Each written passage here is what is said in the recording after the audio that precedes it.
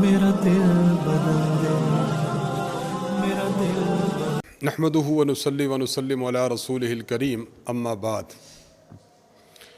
اللہ رب العزت کا بہت بڑا احسان ہے کہ اللہ تعالیٰ نے رمضان المقدس جیسا عظیم مہینہ عطا فرمایا۔ اللہ تعالیٰ کا یہ بھی بہت بڑا احسان ہے کہ اللہ تعالیٰ نے عظیم مہینہ عطا فرما کر اس میں روزے رکھنے کی توفیق عطا فرمائی اور رات کو تراویح میں قرآن کریم پڑھنے اور قرآن کریم سننے کی توفیق عطا فرمائی۔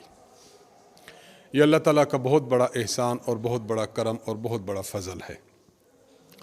آج عید الفطر کا دن ہے۔ عید الفطر یہ انسان جب روزہ رکھتا ہے تو روزہ رکھنے والے روزہ داروں کا آج خوشی کا دن ہے، شادمانی کا دن ہے۔ اور حدیث مبارک میں آتا ہے، اللہ کے نبی صلی اللہ علیہ وسلم ارشاد فرماتے ہیں کہ جب رمضان المقدس کی آخری رات ہوتی ہے تو روزہ داروں کو ان کی اجرت دی جاتی ہے۔ صحابہ نے عرض کیا، یا رسول اللہ اہی لیلۃ القدر، کیا یہ لیلۃ القدر ہے؟ حضور علیہ السلام نے فرمایا، نہیں، اصول یہ ہے کہ مزدور کو مزدوری اخیر میں ملتی ہے۔ تو آج کا دن ایسا دن ہے کہ جس میں آج اللہ تعالیٰ کی جانب سے روزہ داروں کی مغفرت کا سامان ہوگا، روزہ داروں کی مغفرت ہوگی۔ عید الفطر ہمیں کیا پیغام دیتی ہے، آج ہم نے اس کو بڑے اچھی طرح سمجھنا ہے۔ ہمارے ہاں عید الفطر ایک بہت عظیم الشان پیغام دیتی ہے۔ دیکھیے، دنیا میں جو بھی قوم ہے، جو بھی مذہب و ملت ہے، انہوں نے اپنی اپنی خوشی کے دن مقرر کیے ہوئے ہیں۔ کسی کے ہاں خوشی کا دن کرسمس ڈے ہے، کسی کے ہاں ہولی ہے، کسی کے ہاں نوروز اور مہر جان کی عیدیں ہیں۔ تو لوگوں نے مختلف قسم کی عیدیں اپنی بنائی ہوئی ہیں۔ ان کی عیدوں کا مقصد صرف اور صرف خوشی، صرف اور صرف ہلا گلا، صرف اور صرف شادمانی۔ ان کے ہاں عید جن دنوں میں ہوتی ہے، ان کے ہاں خوشی جن دنوں میں ہوتی ہے، تو ان خوشی کے دنوں میں عبادت کا تصور نہیں ہے۔ لیکن اللہ تبارک و تعالیٰ نے اہل اسلام کو جو نعمت عطا فرمائی ہے عید کی، اس عید کی نعمت میں اللہ تعالیٰ نے جہاں خوشی کو رکھا ہے تو خوشی کے ساتھ عبادت کو بھی رکھا ہے۔ یہ اس بات کی طرف اشارہ کرنا ہے کہ مسلمان کبھی بھی اپنی خوشی میں بھی اللہ تعالیٰ کو نہیں بھولتا۔ عموماً یہ ہوتا ہے کہ جب ایک انسان دکھی ہے، پریشان ہے، تو پریشانی کے وقت تو اللہ کو یاد کرتا ہے، لیکن جب خوشی ہوتی ہے تو خدا کو بھول جاتا ہے۔ ہمارے ہاں اسلام کا تصور ایسا نہیں ہے۔ اسلام کا تصور یہ ہے کہ انسان کو جب خوشی ملے تو خوشی کے موقع پر بھی اس نے اللہ کو یاد کرنا ہے۔ اس لیے ہمارے ہاں عید کے دن بھی 2 رکعت نماز اللہ تعالیٰ نے باقی 5 نمازوں سے اضافی رکھ دی ہے، تاکہ مومن یہ سمجھے کہ میں نے محض خوشی کا اظہار نہیں کرنا، میں نے محض اپنے آپ کو شادمانی کی طرف نہیں لے جانا، بلکہ میری عید دراصل خوشی اور عبادت یہ دونوں کا مجموعہ ہے۔ تو خوش قسمت ہیں مسلمان کہ اللہ تعالیٰ نے ان کو جہاں عید کی خوشی عطا فرمائی ہے، وہاں عید کی خوشی کے ساتھ ساتھ عبادت کا مظہر بھی ان کو دیا ہے کہ لوگ عبادت بھی سر انجام دیں۔ دیکھیے، اللہ تبارک و تعالیٰ کا کتنا بڑا احسان ہے مسلمانوں پر۔ اللہ تعالیٰ نے جو عید دی ہے، عید میں بھی کئی راز ہیں، عید میں بھی کئی پیغامات ہیں جو اللہ تعالیٰ نے امت مسلمہ کو دیے ہیں۔ حدیث مبارک میں ہے، اللہ کے نبی صلی اللہ علیہ وسلم جب آپ علیہ الصلاۃ والسلام عیدگاہ کی طرف تشریف لے جاتے تو طاق عدد میں کھجوریں کھا کر جاتے۔ اب بظاہر دیکھا جائے تو ایک دن پہلے ہم روزہ رکھے ہوئے ہیں، نہ ہم نے کھانا ہے اور نہ ہم نے پینا ہے، لیکن جو ہی عید کا دن آیا، اللہ کے نبی صلی اللہ علیہ وسلم کچھ کھا کر عیدگاہ کی طرف جا رہے ہیں۔ یہ دراصل اشارہ ہے اور پیغام ہے امت مسلمہ کے لیے کہ آپ کا کھانا اور آپ کا پینا یہ عبادت اس وقت بنے گا جب اللہ تعالیٰ کی ذات چاہے گی۔ اللہ نے چاہا تھا تو ہم نے عام دنوں میں جو رمضان المبارک کے دن تھے، ہم نے ان دنوں میں روزہ رکھا، ہم کھانے پینے کے قریب نہیں گئے۔ لیکن جب عید آتی ہے تو اللہ تعالیٰ کا حکم ہے کہ اب کھا کر کچھ جانا ہے، کچھ پی کر جانا ہے تو ہم نے کھا اور پی کر جاتے ہیں۔ اس سے ہمیں یہ پیغام ملتا ہے کہ امت مسلمہ کو ہر حال میں اللہ تبارک و تعالیٰ کے احکامات کی پاسداری کرنی چاہیے اور پابندی کرنی چاہیے۔ یہ بڑا عجیب اور عظیم نظام ہے۔ دیکھیے، بعض چیزیں ایسی ہیں جو بعض موقعوں پر عبادت ہیں اور بعض موقعوں پر عبادت نہیں ہے۔ عام دنوں میں ہم جب نماز پڑھتے ہیں تو سر پہ ٹوپی ہے، سر پہ پگڑی ہے، یہ باندھ کے کرتے ہیں، لیکن اللہ تعالیٰ سب کو حج اور عمرہ نصیب فرمائے۔ حج اور عمرہ پر جائیں تو وہاں سر پر اگر کسی نے سر کو ڈھانپ لیا، پگڑی پہن لی یا ٹوپی پہن لی تو اس کے ذمہ دم ہوگا، یعنی ایک بکری اس نے ذبح کر کے اللہ کی راہ میں دینی ہے، گویا یہ اس پر جرمانہ ہے۔ اب دیکھا جائے وہ چیز جو یہاں پر عبادت تھی وہاں پر اس پر جرمانہ لگ رہا ہے، یہ اشارہ اس بات کی طرف کہ ہماری زندگی کا ہر لمحہ اللہ تعالیٰ کے حکم کے مطابق ہوگا تو یہ عبادت ہوگی۔ حکم سے سر منہ ہم نے پھیر لیا اپنے رخ کو تو پھر یہ عبادت نہیں ہوگی بلکہ یہ اپنی منمانی ہوگی۔ تو رمضان المقدس گزر چکا، رمضان میں روزہ کی حالت میں کھانا پینا نہیں ہے، اور آج ایسا دن ہے کہ کچھ کھا پی کر عیدگاہ کی طرف آنا ہے۔ پھر انسان، اللہ کے نبی صلی اللہ علیہ وسلم نے فرمایا کہ جب عید کا دن ایسا ہے کہ عید کے دن تم غسل بھی کرو، اچھے کپڑے بھی پہنو، اور جو خوشبو میسر ہو وہ لگا کر جاؤ، یعنی عید کے دن احساس ہو، معلوم ہو کہ آج خوشی کا دن ہے، آج اچھے کپڑے پہننے کا دن ہے۔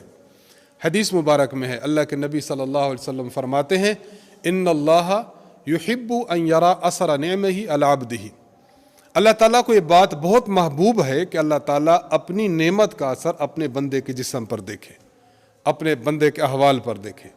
اللہ نے مال بہت دیا لیکن وہ استعمال کرنے میں کنجوسی سے کام لیتا ہے، اللہ تعالیٰ نے پیسہ بہت دیا ہے لیکن وہ استعمال کرتا نہیں ہے، فاقہ کشی کی زندگی گزارتا ہے، تو ایسا فرد یہ اللہ تعالیٰ کو محبوب نہیں ہے۔ تو آج عید کا دن ہے، تو عید کے دن خوشحالی ہم سے چھلکے، ہم عید کے دن محسوس ہو کہ بندہ خوش ہے، اچھے کپڑے پہنے ہوئے ہیں، اچھا اس نے لباس پہنا ہوا ہے، اچھی خوشبو لگائی ہوئی ہے اور نہا دھو کے انسان آیا ہے، تو آج کے دن گویا احساس ہونا چاہیے کہ ایک بندہ خوش ہے اور خوشی کا اظہار اپنے کپڑوں سے کر رہا ہے۔ لیکن ایک بات اس کے ساتھ یہ بھی یاد رکھنی چاہیے، ایک شاعر ہیں کہتے ہیں، لیس العید لمن لبس الجدید انما العید لمن خاف یوم الوعید، عید اور شادمانی یہی نہیں ہے کہ ہم صرف کپڑے پہن کر دکھاتے رہیں کہ آج خوشی کا دن ہے، بلکہ کپڑے پہننے کے ساتھ ساتھ دل میں اللہ کا خوف اور اللہ کا ڈر بھی ہو، عید اس بندے کی ہے۔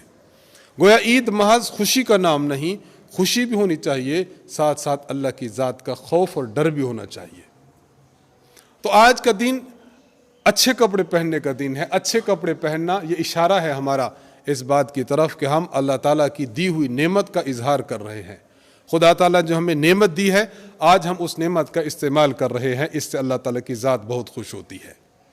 پھر عید کے لیے ایک پیغام، یہ دو پیغام ہو گئے۔ تیسرا اہم پیغام یہ ہے، حدیث مبارک میں ہے کہ جب عیدگاہ کی طرف جاؤ تو جانے سے قبل صدقۃ الفطر ادا کرو۔ صدقۃ الفطر ہر بندہ جس کے پاس 5 قسم کا مال موجود ہو اور اس کی قیمت 52.5 تولہ چاندی کے برابر ہو، یعنی تقریباً 80,000 روپے کے برابر ہو، اگر اس کی ملکیت میں موجود ہے تو اب اس شخص پر صدقۃ الفطر دینا واجب ہے۔ سونا جس شیپ میں بھی ہو، چاندی جس شیپ میں بھی ہو، نقدی رقم، مال تجارت اور گھر کا زائدہ ضرورت سامان، یہ 5 چیزیں ہیں۔ ان 5 چیزوں کی قیمت کو بندہ گن لے، اگر وہ 80,000 روپے کے برابر ہوتی ہے پاکستانی، تو اس کا معنی ہے کہ اس بندے پر صدقۃ الفطر واجب ہے۔ نماز عید سے قبل صدقۃ الفطر دینا یہ ضروری ہے۔ بلا وجہ اور بلا عذر اگر کوئی تاخیر کرتا ہے اور لیٹ دیتا ہے تو یہ شخص گناہ گار ہے۔ علماء فرماتے ہیں کہ اگر کسی نے عید الفطر سے پہلے صدقہ فطر نہیں دیا تو عید الفطر کے بعد فوراً دے اور توبہ اور استغفار بھی کرے۔ اب صدقۃ الفطر دینے میں کیا ہے، اس میں 2 باتیں ہیں۔ نمبر 1، حدیث مبارک میں ہے کہ جب انسان روزہ رکھتا ہے تو روزہ رکھتے ہوئے کبھی منہ سے کچھ نکل گیا، کبھی ہاتھ کا گناہ ہو گیا، آنکھ کا گناہ ہو گیا، کان کا گناہ ہو گیا، تو روزہ کی حالت میں انسان اپنے اعضاء سے مختلف ایسی دست درازیاں کرتا رہتا ہے کہ جو روزے کے منافی ہوتی ہیں۔ وہ روزے کے منافی ہیں، اس لیے اللہ تعالیٰ نے صدقۃ الفطر واجب کر دیا تاکہ صدقۃ الفطر دے گا وہ جو کمی کوتاہی ہوئی ہے وہ اللہ کے فضل سے دور ہو جائے، اس کو احساس ہو کہ میں نے غلط کیا ہے، میں اس کی پاداش میں یہ پیسے دے رہا ہوں اور یہ صدقۃ الفطر دے رہا ہوں۔ یہ تو اپنا فائدہ ہوا، اور دوسروں کا فائدہ کیا ہوگا؟ جن غریبوں کو، جن مساکین کو ہم صدقۃ الفطر دیں گے تو وہ ہماری خوشیوں میں شریک ہو سکیں گے۔ انسان خوشیوں کے میدان میں اکیلا نہ پھرے، بلکہ اللہ فرماتے ہیں کہ انسان کے ساتھ وہ بھی پھریں جو کہ غریب ہیں، نادار ہیں اور مساکین ہیں۔ گویا انسان کو چاہیے کہ اپنی ایک اجتماعی حیثیت کے ساتھ اور ایک معاشرے کو ساتھ لے کر چلنے والا بنے، اکیلا سفر کرنے والا نہ بنے۔ جو برقرو ہیں انہیں تو دو اصول ہم سفری، جو تیز گام نہیں ان کا دل بڑھائے چلو۔ تیز جو چلتا ہے اس کو کہو کہ ٹھہر کے اکٹھے چلتے ہیں، اور جو کمزور ہیں، نہیں چلنا چاہتے یا چل نہیں سکتے، انسان ان کو اپنے ساتھ لے چلے۔ تو تیسرا پیغام عید الفطر کا یہ ہے کہ ہم اپنی خوشیوں کے ساتھ غرباء کی خوشی کو بھی شریک کریں، اور ان کو شریک کرنا چاہیے۔ حدیث مبارک میں ہے، اللہ کے نبی صلی اللہ علیہ وسلم نے صدقۃ الفطر 4 قسم کی چیزوں کا بیان فرمایا۔ نمبر 1 گندم، نمبر 2 جو، نمبر 3 کشمش، اور نمبر 4 کھجور۔ یہ 4 قسم کی چیزیں، گندم ہو تو 2 کلو، پونے 2 کلو، اور باقی جو 3 چیزیں ہیں یہ 3.5 کلو۔ اگر یہی دینا چاہیں تو یہ دے سکتے ہیں انسان، وگرنہ اس کی قیمت انسان دے دے۔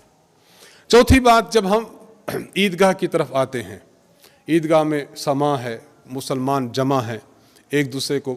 کئی دفعہ ایسا ہوتا ہے کہ مسلمان جمع ہیں، صرف عید پر ایک دوسرے کو ہم ملتے ہیں، ملے تھے 1 سال بعد ملے تھے۔ تو آج خوشی اور شادمانی کا دن ہے، تو مسلمانوں کی آج اجتماعیت کا اور ان کے اتحاد کا آج پتہ چلتا ہے۔ اس سے یہ بات ہمیں ثابت ہوتی ہے کہ جس طرح ہم آج اکٹھے بیٹھے ہیں، اب آپ جہاں بھی دیکھیں عید الفطر کے ماشاءاللہ مجمع لگے ہوئے ہیں، لوگ جوک در جوک عید الفطر میں آ رہے ہیں۔ اس میں ایک تو ہماری اجتماعیت جھلکتی ہے کہ ہم ایک قوم بن کر جئیں، ہم ایک دوسرے کا دکھ درد بانٹنے والے بنے، ہم ایک دوسرے کی خوشیوں میں شریک ہونے والے بنے۔ ایک ہمسایہ بھوکا ہے تو دوسرے ہمسایہ کو اس کا احساس ہونا چاہیے کہ میرا ہمسایہ بھوکا ہے، میں اس کا خیال کروں۔ ایک آدمی کے پاس کھانے پینے کو کچھ نہیں ہے تو ہمسائے کو پتہ ہونا چاہیے کہ میرے ہمسائے کے پاس آج کھانے پینے کو کچھ نہیں ہے، میں تو مزے سے کھا پی رہا ہوں بچوں سمیت، اور وہ فاقے کی زندگی کاٹ رہا ہے۔ تو ایک آج احساس اجاگر ہونا چاہیے ہم میں کہ ہم جو ایک اجتماعی طور پر جمع ہیں، تو اس طرح ہمارے دل بھی آپس میں اجتماعی طور پر جمع ہوں۔ حدیث مبارک میں ہے، اللہ کے نبی صلی اللہ علیہ وسلم ارشاد فرماتے ہیں کہ سب سے بہترین صدقہ وہ ہے کہ کسی بھوکے معدے کو کھانا کھلایا جائے۔ سب سے بہترین جو ہے وہ صدقہ یہ ہے۔ حضرت عبداللہ بن سلام رضی اللہ تعالیٰ عنہ فرماتے ہیں کہ میں حضور علیہ الصلوۃ والسلام کی محفل میں گیا، آپ علیہ الصلوۃ والسلام سے میں نے چند چیزیں سنی۔ پہلی چیز آپ نے فرمایا افشوا السلام، سلام کو پھیلاؤ، سلام کو پھیلاؤ۔ آپ جاتے ہیں، مسلمان ہیں، السلام علیکم، وہ جواب میں کہ وعلیکم السلام ورحمۃ اللہ۔ حدیث میں ہے کہ البادی بالسلام بریء من الکبر، اگر دل میں آپ سمجھیں نا میرے دل میں تکبر ہے، بڑا پن ہے، غرور ہے، تو فرمایا جو سلام میں پہل کرتا ہے اللہ تعالیٰ اس کو تکبر سے اور بڑے پن سے دور فرما دیتے ہیں، تکبر انسان کا دور ہو جاتا ہے۔ تو سلام کو رواج دیجئے۔ نمبر 2 اطعموا الطعام، لوگوں کو کھانا کھلاؤ۔ ایسے لوگ جو کہ نادار ہیں، غریب ہیں، کمزور ہیں، معیشت ان کی بہت ڈاؤن ہے، ان لوگوں کی امداد کیجئے، کھانا کھلائیے۔ وصلوا باللیل والناس نیام، رات کو اٹھ کر آپ نے نماز پڑھنی ہے جب لوگ سو رہے ہوں۔ اشارہ ہے تہجد کی نماز کی طرف کہ تہجد کی نماز ضرور پڑھا کریں جب لوگ سو رہے ہوں۔ تو آج کے جو ہمارا اجتماع ہے، اجتماع جتنے بھی مسلمان جہاں جہاں بھی اجتماع ہے، یہ دراصل اشارہ ہے، پیغام ہے ہمارے لیے کہ ہمارے دل بھی اس طرح ایک مسلمان کے دوسرے مسلمان کے ساتھ اکٹھے ہونے چاہیے۔ علماء نے یہاں پر ایک اور بات بھی لکھی ہے کہ ہمیں اس خوشی کے موقع پر جس طرح تمام مسلمان آج ہر جگہ عید کے مجمع اور ہر جگہ عید کے اجتماعات ہیں، اسی طرح ہمیں یہ ذہن میں رکھنا چاہیے ایک دن ایسا بھی ہوگا کہ ہم تمام مسلمان، مرد ہیں، عورتیں ہیں، بچے ہیں، بوڑھے ہیں، تمام مسلمان ایک دن ہم اللہ کے دربار میں جمع ہوں گے۔ یوم یقوم الناس لرب العالمین، آج کا مجمع گویا کہ ہم اپنے مد نظر اس ماحول کو بھی رکھیں اور اللہ تبارک و تعالیٰ کے سامنے حاضری کو بھی رکھیں کہ ہم نے وہاں پر بھی جمع ہونا ہے. یوم یقوم الناس لرب العالمین، یوم یقوم الناس لرب العالمین، جس دن انسان اللہ تعالیٰ کے سامنے کھڑے ہوں گے. گویا آج کا جو اجتماع ہے ہمیں اپنے حساب کی بھی دعوت دیتا ہے کہ ہم نے کیا کھویا ہے اور کیا پایا ہے.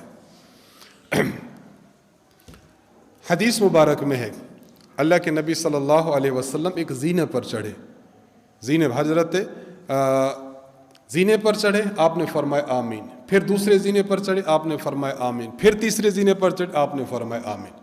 واپس جب تشریف لائے تو صحابہ نے عرض کیا یا رسول اللہ، آج ہم نے آپ میں ایسی بات دیکھی ہے جو پہلے کبھی نہیں دیکھی کہ آپ ممبر کے 3 زینوں پر چڑھے ہوں اور آپ نے آمین آمین آمین فرمایا ہو. حضور علیہ السلام نے فرمایا کہ میں جب ممبر کے زینے پر چڑھ رہا تھا تو اس وقت جبریل امین تشریف لائے اور انہوں نے 3 بد دعائیں کی ہیں اور میں نے ان 3 بد دعاؤں پر آمین کہا ہے. میں ایک بات عرض کرنا چاہتا ہوں کہ دیکھیں بد دعا کرنے والے کون ہیں؟ ملائکہ کے سردار ہیں، فرشتوں کے سردار ہیں، اور اس بد دعا پر آمین کہنے والے یہ انبیاء کے سردار ہیں، اللہ کے بعد سب سے عظیم ہستی ہیں.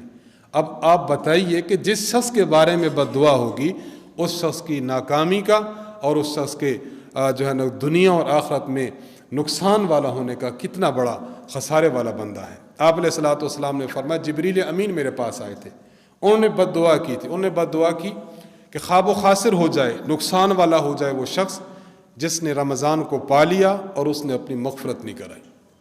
میں نے کہا آمین. ہم دیکھیں کہ رمضان المبارک آیا ہے، رمضان المبارک میں ہم نے رمضان کے ساتھ کیا سلوک کیا؟ ہم نے روزہ رکھا. اور ایک بات یاد رکھیے، اگر ایک انسان عاقل ہے، دماغ اس کا موف نہیں ہے، کام کرتا ہے. نمبر 2 بالغ ہے. بالغ یا تو بلوغ کی علامات ہو یا 15 سال کا ہو بچہ بالغ سمجھا جاتا ہے، اور لڑکی ہو تو وہ بھی 15 سال کے عمر میں بالغ سمجھی جاتی ہے. عاقل ہو اور بالغ ہو تو اس بندے پر رمضان شریف کا روزہ رکھنا یہ فرض ہے. اگر کوئی فرض کا تارک ہو تو گناہ کبیرہ کا مرتکب ہے. یہ شخص جہنم جائے بغیر جنت میں داخل نہیں ہو سکے گا. ہاں اللہ چاہے تو اور بات ہے. قاعدہ اور قانون یہی ہے کہ روزہ رکھنے کی اہلیت موجود تھی، انسان پھر بھی روزہ نہیں رکھتا تو یہ شخص جہنم میں جائے گا، یہ شخص ڈائریکٹ جنت نہیں جائے گا. ہاں اللہ کی مرضی پر موقوف ہے. اور ایک وہ شخص ہے جو روزہ نہیں رکھتا لیکن روزے کا استہزاء کرتا ہے، مذاق اڑاتا ہے کہ جس کے گھر دانے نہیں وہ روزے رکھنا. اس قسم کے جملے یہ کفریہ جملے ہیں، انسان دائرہ اسلام سے خارج ہو جاتا ہے. دین پر ایک انسان عمل نہیں کرتا اس کو ہم کہہ دیں گے کہ عمل نہیں کر رہا، لیکن دین کا مذاق اڑاتا ہے یہ شخص اللہ کی نگاہ میں اس پر قہر گزرتا ہے، غضب ڈھایا جاتا ہے. تو فرمائے وہ شخص جس نے رمضان کا مہینہ پایا لیکن روزہ رکھ کر اس شخص نے اپنی مغفرت نہیں کرا لی، یہ خواب و خاسر ہے، یہ نقصان والا ہے. میں نے کہا آمین. دوسری انہوں نے دعا کی ہے کہ وہ شخص جس کی زندگی میں اس کا والد یا والدہ دونوں یا ان میں سے کوئی ایک آ جائے اور ان کی خدمت کر کے وہ شخص جنت حاصل نہ کر دے، یہ بھی برباد ہو جائے. میں نے کہا آمین. اس سے یہ بات ثابت ہوئی کہ والدین اگر دنیا میں دونوں یا ایک موجود ہیں، انسان ان کی خدمت کرے، انسان ان کا ادب کرے، انسان ان کی ضروریات کو پورا کرے تو یقیناً یہ شخص اللہ کے ہاں سرخرو ہوگا. حدیث مبارک میں ہے والد یہ جنت کا دروازہ ہے. ظاہری بات ہے جب بندہ کسی گھر میں داخل ہوتا ہے، کسی عمارت میں داخل ہوتا ہے تو وہ دروازے سے گزرتا ہے، دروازے کو کراس کیے بغیر کوئی شخص اس میں نہیں داخل ہو سکتا. جنت وہ چیز ہے کہ اس میں بغیر والد صاحب کی معاونت کے، بغیر والد صاحب کی عزت اور احترام کے داخل نہیں ہو سکتا. اور والدہ کے بارے میں حدیث مبارک میں آیا الجنت تحت اقدام الامہات، جنت تمہاری ماں کے قدموں تلے ہے. تو والدین کا احترام جس نے نہ کیا فرمائے وہ خواب و خاسر ہو جائے. میں نے کہا آمین. تیسری بات فرمائے کہ حضرت جبریل نے فرمایا کہ وہ شخص بھی خواب و خاسر ہو جائے، نقصان والا ہو جائے کہ جس کے سامنے آپ کا نام آیا اور آپ پر اس نے درود نہ بھیجا تو وہ بھی خواب و خاسر ہو جائے. میں نے کہا آمین. اب ہم دیکھیں ہم اس حدیث مبارک کی روشنی میں اپنے رمضان المقدس کے پورے عمل کو پرکھیں کہ ہم نے کیا کیا ہے، ہم سے کمی کون سی ہو گئی ہے. روزہ ہم نے رکھا ہے یا نہیں رکھا، نہیں رکھا تو کیوں نہیں رکھا. انسان اپنا محاسبہ کرے. دنیا میں دیکھیے ہر شخص ہے، آپ کاروبار کرتے ہیں، کاروبار جب کیا، آپ نے دکان ہے، بزنس ہے، آپ رات کو سوچتے ہیں کہ آج ٹوٹل میرا بیلنس کتنا ہوا، لاس میں گیا پروفٹ میں گیا۔ ایک بندہ کوئی گاڑی چلاتا ہے تو وہ بھی سوچتا ہے، ایک دکاندار ہے وہ بھی سوچتا ہے، کھیتی کرتا ہے وہ بھی سوچتا ہے، دنیا کا ہر فرد اپنا نفع نقصان کا محاسبہ کرتا ہے۔ سوال یہ ہے کہ ہم بے حس نہ ہوں، ہمیں چاہیے کہ ہم اپنا محاسبہ کریں کہ میں کس ڈگر پر چل رہا ہوں۔ آیا کہ اگر اسی وقت میری جان نکل جاتی ہے، میں رب کو کیا منہ دکھاؤں گا؟ میں نے کس کا مال دینا ہے، کس سے مال لینا ہے، کس سے میں نے زبانی کلامی زیادتی کی ہے، کس سے میں نے دست درازی کی ہے۔ انسان کو جب دنیا میں انسان اپنے ایک ایک عمل کا محاسبہ کرتا ہے تو یہ سوچ لے کہ میں نے اللہ کے دربار میں جانا ہے تو میں نے بھی اللہ کے ہاں اپنا جو ہے وہ اپنا حساب ضرور دینا ہے۔ تو رمضان المقدس کا مہینہ آیا تو ہم نے رمضان کے مہینے میں کیا کیا؟ ایک بات مسئلہ ذہن میں رکھیے، اگر کوئی شخص بغیر عذر کے، بغیر کسی سفر کے ویسے روزہ چھوڑ دیتا ہے تو یہ شخص گناہ گار ہے۔ جتنے روزے بالغ ہونے کے بعد کسی شخص نے چھوڑے ہیں اتنے روزے کی قضا کرنا اس کے ذمہ ہے۔ مثلا ایک بندے نے اس رمضان میں 10 روزے چھوڑ دیے، عید گزرے، عید کے دن روزہ رکھنا حرام ہے، عید کے بعد جو ایام آئیں گے ان ایام میں ایک ایک روزہ کر کے قضا کرتا جائے۔ یعنی جس طرح رمضان میں روزہ رکھتا تھا، سحری کرے، پورا دن کھانے پینے سے پرہیز رکھے اور شام کو جا کر افطار کرے۔ جتنے روزے بالغ ہونے کے بعد کسی شخص کے ذمہ واجب تھے اتنے روزوں کی قضا کرنا اس کے ذمہ ضروری ہے۔ اگر کسی شخص نے بغیر قضا کیے گیا تو اس کا معاملہ بہت خراب ہے، بہت خراب معاملہ ہے۔ تو میں عرض کر رہا تھا کہ ہم اتنے بڑے اجتماع میں بیٹھے ہیں تو ہمیں یہ سوچنا چاہیے کہ ہم نے رمضان المقدس میں کیا ہے۔ رمضان المقدس کی تراویح ہے، ہم نے کتنی تراویح پڑھی ہے؟ حدیث مبارک میں ہے، صحیح بخاری میں حدیث ہے، اللہ کے نبی صلی اللہ علیہ وسلم فرماتے ہیں من قام رمضان ایمانا واحتسابا غفر له ما تقدم من ذنبه۔ اللہ کے نبی صلی اللہ علیہ وسلم فرماتے ہیں کہ وہ شخص جس نے رمضان المقدس کی رات قیام کیا، یعنی رات کو اس نے تراویح پڑھی، فرمایا 2 شرطیں اس کے اندر ہوں، نمبر 1 ایمان ہو، مومن ہو، شرک نہ کرتا ہو، اور نمبر 2 نیت یہ ہو کہ میں ثواب حاصل کر رہا ہوں، دکھلاوا نہ ہو کہ لوگ کہیں کہ نمازی ہیں، دکھلاوا نہ ہو۔ یہ 2 شرطیں پائی جائیں گی، اللہ کے نبی فرماتے ہیں غفر له ما تقدم من ذنبی، اللہ تعالیٰ اس کے پچھلے سب گناہوں کو معاف فرما دیں گے۔ ہم یہ دیکھیں کہ ہم نے تراویح کیوں نہیں پڑھی، ہم کیا مسلم نہیں ہیں، ہم نے کیا حضور علیہ السلام کا کلمہ نہیں پڑھا؟ انسان کو چاہیے کہ اپنے ہر عمل میں، ہر فعل میں ہم غور و فکر تو کریں کہ ہم کس راستے کی طرف چل رہے ہیں۔ تو کچھ بعید نہیں ہے کہ انسان پھر گناہوں کی زندگی سے دور ہو کر نیکی کی زندگی کی طرف آئے گا، اللہ کے نافرمانی کی زندگی کو چھوڑ کر اللہ تعالیٰ کی اطاعت اور اللہ کی فرما برداری کی زندگی میں آئے گا۔ تو آج کے عید الفطر کا ہمارے لیے پیغام ایک تو یہ پیغام ہے کہ ہماری عید یہ محض خوشی نہیں ہے، ہماری عید عبادت بھی ہے کہ اللہ نے 2 رکعت واجب قرار دی ہیں کہ آپ نے پڑھنی ہے، تاکہ محض خوشی نہ ہو، خوشی پلس عبادت ہو۔ نمبر 2، ہمیں یہ موقع عطا فرمائے کہ ہم اللہ کی نعمت کا اظہار کریں۔ انسان اچھے کپڑے پہنے، اچھی ٹوپی پہنے، اچھا لباس پہنے، اچھی خوشبو استعمال کرے، یہ انسان کرے۔ نمبر 3، اپنے غریب دوستوں کو، احباب کو، رشتہ داروں کو، ہمسایوں کو نہیں بولنا، صدقات فطر اور اس کے علاوہ ویسے بھی صدقات سے لوگوں کو نوازنا ہے۔ نمبر 4، ہم جو یہاں پر جمع ہیں تو جمع ہونے کا معنی ہمارے جس طرح اجسام آج ایک دوسرے کے ساتھ جمع ہیں، ہمارے دل بھی جمع ہو جائیں، آپس کی نفرتیں، کدورتیں، عداوت، بغض، کینہ، دشمنی، یہ تمام کی تمام برائیاں ہم ایک طرف رکھ دیں۔ پیار ہے، محبت ہے، حسن سلوک ہے، دوسرے کے ساتھ اچھا برتاؤ ہے، دوسرے کی عزت ہے، احترام ہے، یہ ہم اپنے سینے میں رکھیں۔ اور 5واں اور اہم پیغام عید الفطر کا کہ ہمارا جو اجتماع ہے یہ دراصل اجتماع اس بات کا ہو کہ ہم نے قیامت کے دن بھی خدا کو منہ دینا ہے، قیامت کے دن بھی ہم نے اسی طرح اکٹھے رہنا ہے۔ تو اکٹھے جب ہونا ہے تو ہمیں کن کن چیزوں سے باز پرس ہوگی؟ ہمیں نماز کا پوچھا جائے گا، روزے کا پوچھا جائے گا، حج کا پوچھا جائے گا، زکوٰۃ کا پوچھا جائے گا، اپنے رشتہ داروں سے صلہ رحمی کی تھی یا نہیں کی تھی، ہمسایوں کے ساتھ نیک سلوک کیا تھا یا نہیں کیا تھا۔ تو یہ آج کا اجتماع کوئی ہمارے یہ ذہن میں ہونا چاہیے کہ ہم نے اللہ کے سامنے دربار میں پیش ہونا ہے، تو اپنے آپ کو ہم اس کے لیے تیار کریں۔ اللہ تعالیٰ سے دعا ہے کہ اللہ تبارک و تعالیٰ ہمیں عید الفطر کو اسلامی طریقے سے منانے کی توفیق بخشے۔ اللہ تعالیٰ ہمارے آپس کی نفرتیں، دوریاں कदूरतें दुश्मनियाँ ख़त्म फरमाए, आपस में प्यार मोहब्बत सलूक अता फ़रमाए। अल्लाह ताला इस दुनिया में रहकर हमें आखिरत की तैयारी की तौफ़ीक अता फ़रमाए। जिस शख्स से जो कमी कोताही हो चुकी है उसका खमियाजा इंसान भुगतने के लिए तैयार रहे, लेकिन तैयार से पहले उसको अपने ऊपर से हटाने की कोशिश करे। अगर रोज़ा नहीं रखा तो मरने से पहले रोज़ा रख ले, नमाज़ें नहीं पढ़ी बुलूग के बाद तक, उन नमाज़ों की क़ज़ा करे।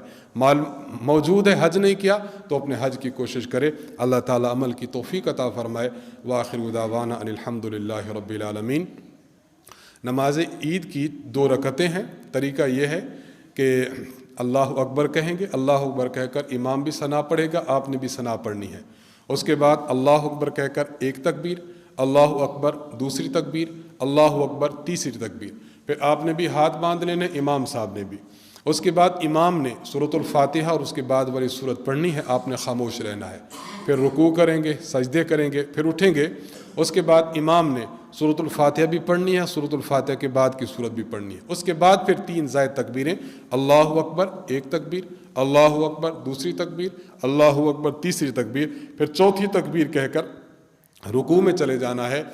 ईद नमाज के बाद फिर खुतबा है, खुतबे के बाद इंशाअल्लाह दुआ होगी।